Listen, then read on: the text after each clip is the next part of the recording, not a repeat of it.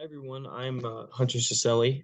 This is my accounting, my auditing scandal presentation. I'm doing it on General Electric for the year 2018.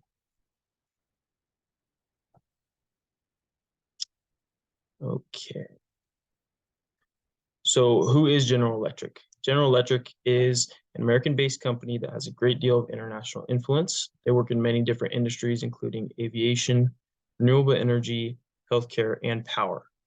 Uh, General Electric is comprised of many different subsidiary companies, ranging from they have GE Capital, which is what this scandal is actually based off of. GE Capital is a financing company that is a subsidiary company of GE in general. So the current CEO is H. Lawrence Culp Jr.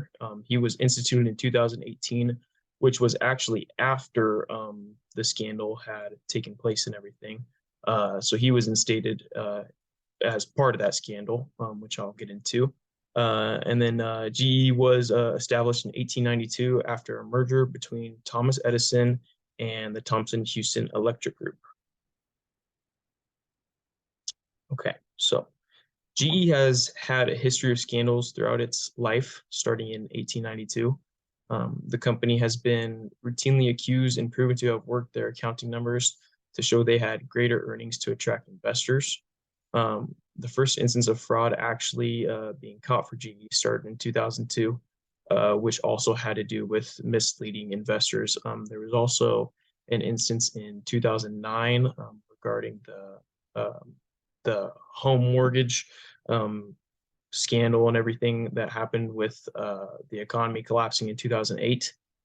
GE was a part of that as well with some of their home mortgages, which also involved GE Capital, the finance group, the finance subsidiary company that they own as well.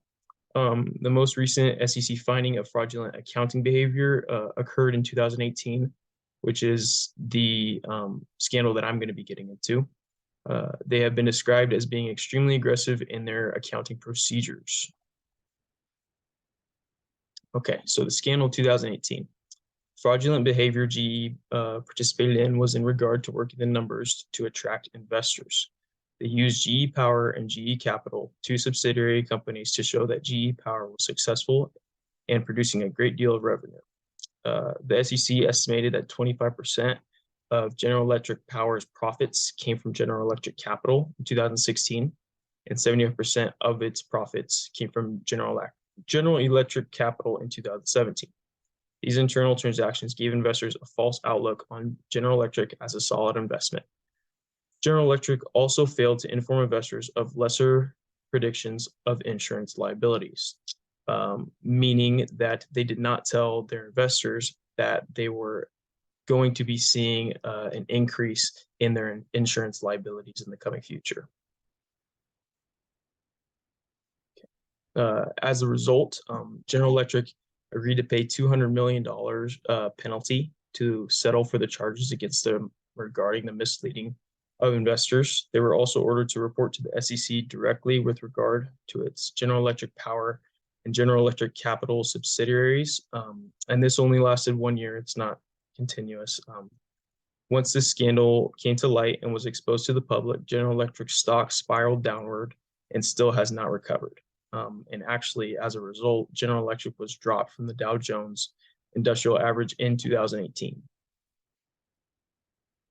KPMG, which was General Electric's auditor, had been the auditor for General Electric for over 100 years, actually, at the time of the scandal.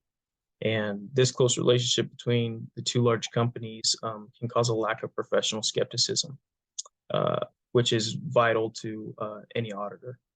KPMG gave too much trust to General Electric in terms of its accounting procedures. The long-term and close relationship of General Electric and KPMG allowed General Electric the opportunity to take advantage of a long-term relationship.